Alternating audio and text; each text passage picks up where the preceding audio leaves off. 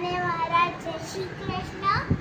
આજે હું તમને બધાને મોર વિશે નિબંધ કહીશ. મોર એક ભારતનું રાષ્ટ્રીય પક્ષી છે.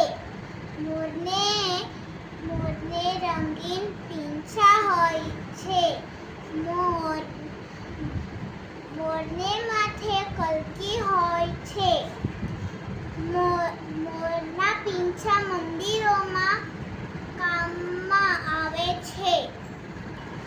મોર કાર્તિકેય ભગવાનનું પ્રિય પક્ષી છે. કૃષ્ણ ભગવાને મોરના પીંછા બહુ પ્રિય છે. વરસાદ આવે ત્યારે મોર ખૂબ આનંદમાં આવી જાય છે. મોર શાકાહારી પ્રાણી છે.